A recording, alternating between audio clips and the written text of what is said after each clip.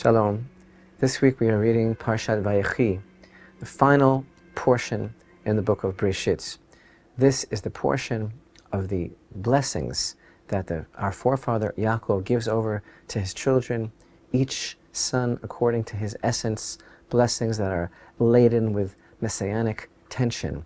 And this Torah portion sees the last years of the reunion between Jacob and his beloved son Yosef, and now that Yaakov knows that his time to leave this world is approaching, he knows that time is coming for him to die, he asks Yosef to make sure that he is buried in the tomb of his fathers. He makes him swear, and he knows that Yosef has the power to facilitate this.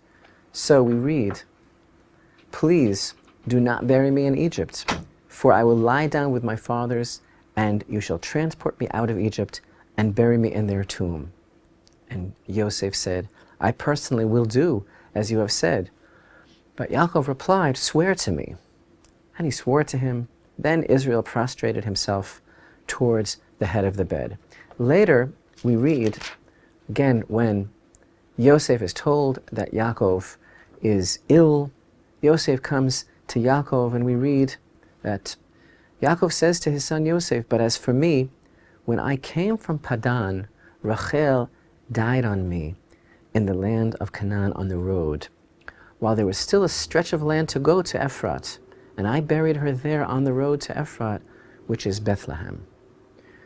Rashi tells us something unbelievable. He says that Yaakov was concerned that perhaps Yosef had some sort of resentment in his heart. Perhaps he held it against him. Perhaps he was going to be feeling, what? You're asking me to do for you what you didn't do for my mother? You're asking me to bother to make sure that you are buried in a family plot, but you left my mother along the road. And Yaakov was explaining to Yosef, it's not like that. Besides the fact that Rachel died suddenly on the road, Yaakov had a prophetic vision. And this is connected to the moving verses in Jeremiah chapter 31. A voice is heard in Ramah, lamentations and bitter weeping. Rachel is crying for her children. Yaakov knew that eventually his children would be exiled at the time of the destruction of the temple, and that his children would be forced to march out of the land and into exile.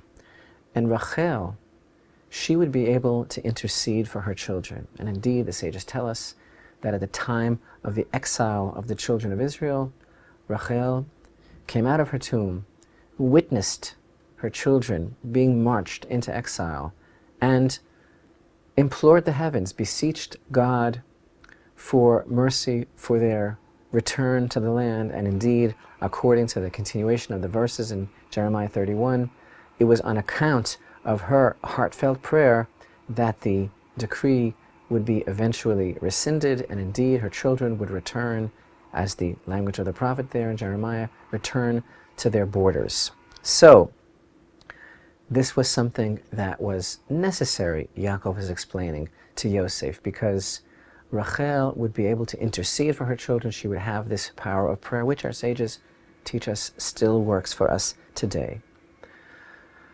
The relationship of Yaakov and Rachel was so unique. We know that Rachel was the main wife to Yaakov, the love of his life, and even in these words, "As for me, Rachel died on me on the way," there is some pathos that escapes the lips of the patriarch.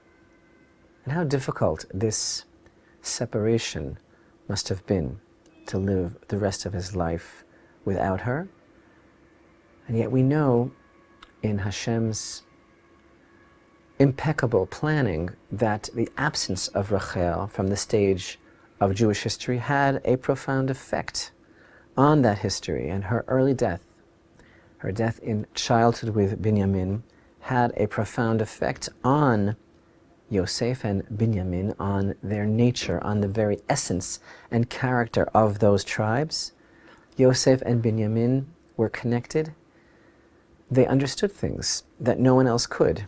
Our sages tell us that the Holy Temple was built with the Holy of Holies, that part of the temple that houses the Shekhinah, the divine presence in this world, that was built within the tribal portion of Binyamin.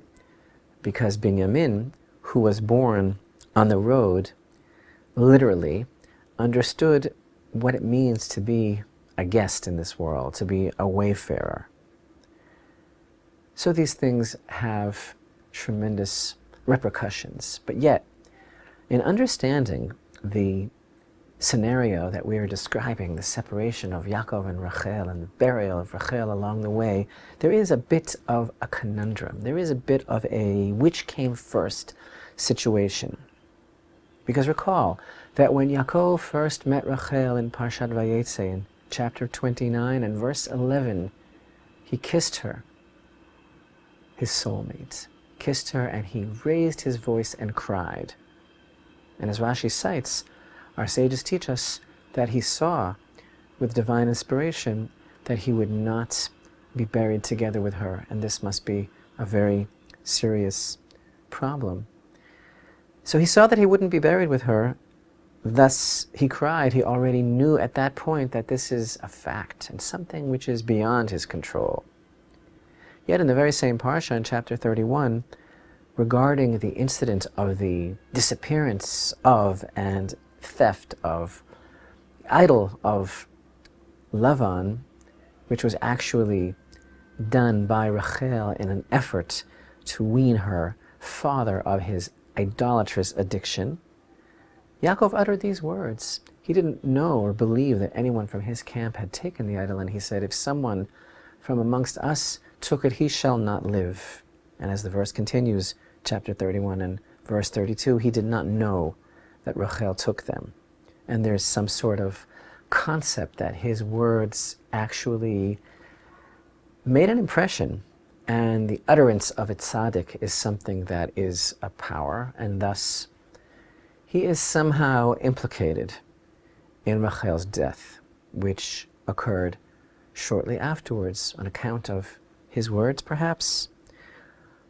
So we can say that something had to be established, more than just a pattern, a process had to be begun that would somehow lead to Rachel's presence along the way. And you know, again, as with every teaching of our sages, this is not only an issue of this particular idea. This is a powerful metaphor that transcends this particular idiom.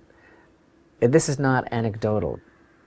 Rachel here represents a powerful force in the unfolding saga of the redemption and return of her children. And what is that? How does that affect us today? And how do we understand that dynamic in the continuation of the saga of the redemption of Israel today? Indeed, after Yaakov explained to his son Yosef, Rachel died on me in the land of Canaan on the road. In the next verse, in chapter 48, verse 8, then Israel saw Joseph's sons, and he said, who are these? And Joseph said to his father, they are my sons whom God has given me.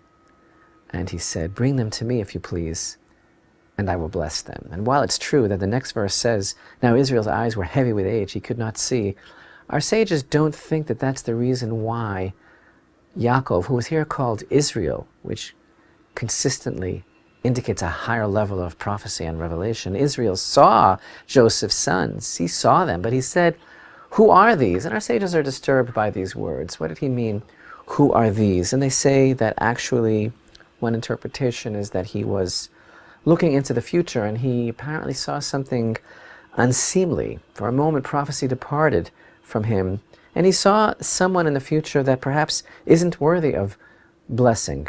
Again, how could it be that he said, who are these? Referring to Ephraim and Manasseh, he lived in Egypt for 17 years.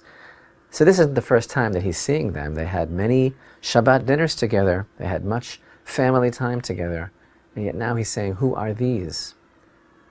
It's not the first time in 17 years that he sees them. So our sages say he saw in the future, for example, that Jeroboam and Achav would descend from Ephraim, and Yehu and his sons from Manasseh. So he said, who are these? These are not worthy of my blessing. This is a blip in the timeline of the descendants of Yosef.